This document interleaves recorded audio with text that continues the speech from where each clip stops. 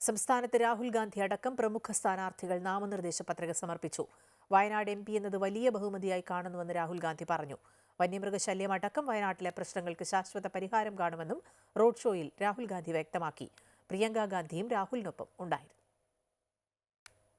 സ്ഥാനാർത്ഥി പ്രഖ്യാപനം കഴിഞ്ഞ ശേഷമുള്ള രാഹുലിന്റെ ആദ്യ വരവ് പ്രവർത്തകർ ഏറ്റെടുത്തു. ഹെലികോപ്റ്ററിൽ വന്നിറങ്ങിയ രാഹുൽ വൻ റോഡ് ഷോ നടത്തിയാണ് നാമനിർദ്ദേശ പത്രിക സമർപ്പിക്കാൻ പോയത്. പ്രിയങ്ക ഗാന്ധി, KC വേണുഗോപാൽ, VD സതീശൻ അടക്കമുള്ളവരും രാഹുൽ ഗാന്ധിയെ അനുഗമിച്ചു. 3 സെറ്റ് പത്രികയാണ് ജില്ലാ കളക്ടർ രേണുരാജിനു മുമ്പാകെ രാഹുൽ ഗാന്ധി സമർപ്പിച്ചത്. കഴിഞ്ഞ തവണ വിവാദമുണ്ടായ പശ്ചാത്തലത്തിൽ ഇത്തവണ ലീഗിന്റെ പതാകയും കോൺഗ്രസിന്റെ പതാകയും ഒഴിവാക്കിയാണ് പ്രവർത്തകർ രാഹുൽ ഗാന്ധിയുടെ റോഡ് ഷോയിൽ പങ്കെടുത്തത്. ആവേശം ഒട്ടും ചോരാതെ ആയിരങ്ങൾ 1 മണിക്കൂറോളം റോഡ് ഷോയെ അനുഗമിച്ചു. റോഡ് ഷോ പൂർത്തിയാക്കി രാഹുൽ തുറന്ന വാഹനത്തിലിരുന്ന് പ്രവർത്തകരോട് സംസാരിച്ചു. രാഷ്ട്രീയം പറയാതെ ഇടത് ഐക്യമുന്നണികളിലെ പ്രവർത്തകരെ കുടുംബാംഗങ്ങളെന്ന് വിശേഷിപ്പിച്ചായിരുന്നു രാഹുലിന്റെ പ്രസംഗം. ഇനി 15-ാം തീയതിയായിരിക്കും രാഹുൽ മണ്ഡലത്തിൽ തിരിച്ചെത്തുക. അതിനുശേഷം 7 ദിവസം മണ്ഡലത്തിൽ രാഹുൽ സജീവമാകും.